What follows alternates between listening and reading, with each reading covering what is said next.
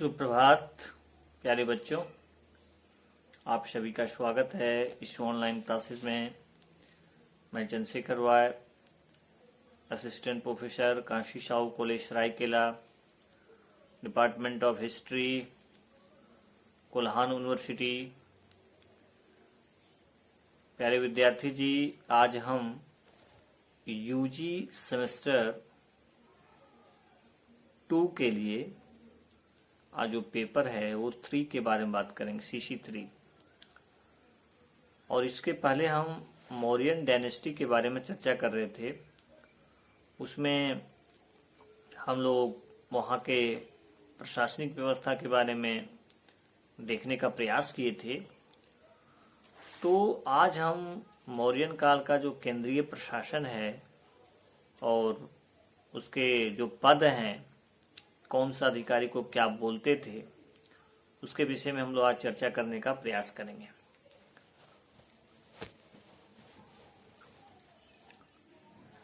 जैसे अर्थशास्त्र में 18 तीर्थों का उल्लेख मिलता है, ठीक है। तो तीर्थ में बताया था कि एक प्रकार का पद है, ठीक है। तो जिसमें हम लोग देखेंगे कि 18 तीर्थ में क्या क्या चीज आते हैं। तो सबसे पहले जानिए कि जो पहला इंपॉर्टेंट चीज है, जो पहला जो पद है वो प्रधानमंत्री और पुरोहित है, ठीक है। उसमें क्या है कि पुरोहित प्रमुख धर्माधिकारी होते थे। चंद्रगुप्त मौर्य के समय ये 2 विभाग कौटिल्य के अधीन थे। यानी ये जो पुरोहित थे, ये चंद्रगुप्त मौर्य के समय वो कौटिल्य के जिम्मा में सारा कुछ था। बिंदुसार के समय विष्णुगुप्त कुछ समय तक उसका प्रधानमंत्री था। उसके बाद खल्लाटक को प्रधानमंत्री बनाया गया। अशोक का प्रधानमंत्री जो है राधागुप्त जी थे। दूसरा जो इम्पोर्टेंट पद है वो है समाहर्ता। इसका क्या काम है? तो राजस्व विभाग का प्रधान अधिकारी होता था। दूसरा है सन्निधाता, यह राजकीय कोषाध्यक्ष था। तीसरा जो पद है वो सेनापति है, यह युद्ध विभाग का प्रधान था। उसके बाद 5वां है युवराज, राज्य का उत्तराधिकारी होता था। युवराज जो होते थे वो राज्य का उत्तराधिकारी होता था। नेक्स्ट है 6ठा प्रदेष्टा, यह फौजदारी यानी कंटक शोधन न्यायालय का न्यायाधीश होता था। नेक्स्ट है नायक, यह सेना का संचालक अर्थात सेना का नेतृत्व करता था। 8 है क्रमांतिक, या देश के उद्योग धंधे का प्रधान निरीक्षक होता था। नेक्स्ट 9 है व्यवहारिक, या दीवानी यानी दीवानी न्यायालय का प्रमुख न्यायाधीश होता था। 10वां है मंत्री परिषदाध्यक्ष, यह मंत्री परिषद का अध्यक्ष था।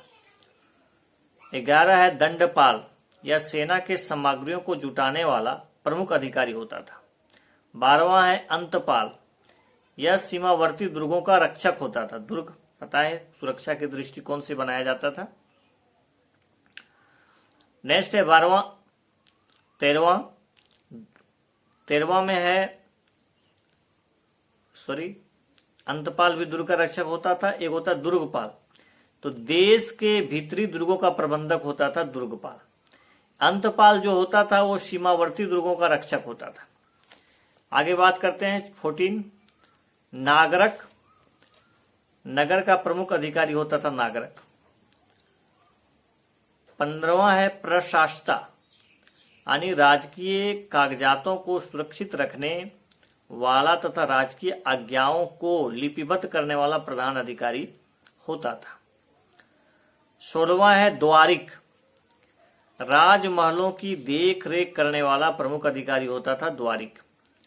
17वां है अंतर्वेशिक, सम्राट की अंगरक्षक सेना का प्रधान अधिकारी होता था। 18वां है अटाविक, अटाविक जो है यह वन विभाग का प्रमुख अधिकारी होता था अटाविक, ठीक है।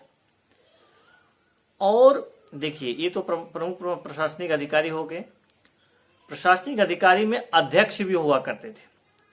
जैसे मैं आपको बताया था कि अर्थशास्त्र के अध्यक्ष प्रचार अध्याय में 26 अध्यक्षों का वर्णन मिलता है।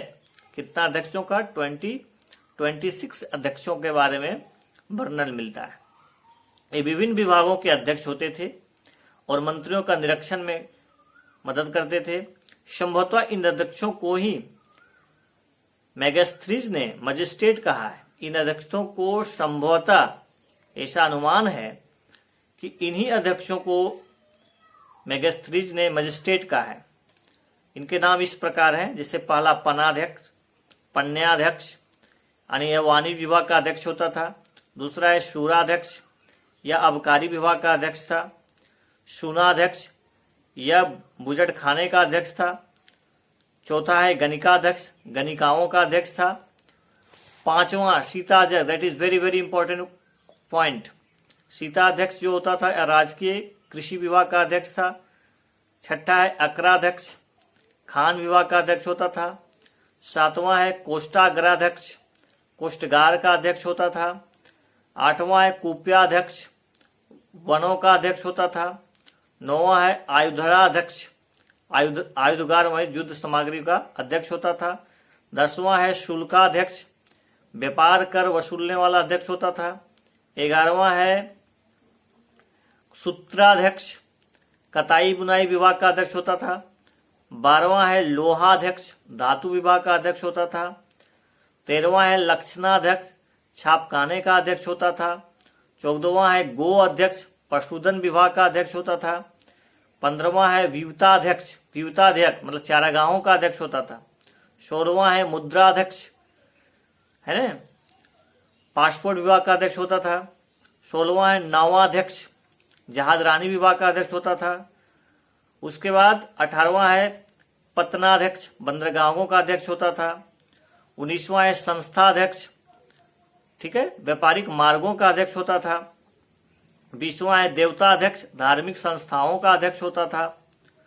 21वां है पोतवाध्यक्ष, माप तोल का अध्यक्ष होता था।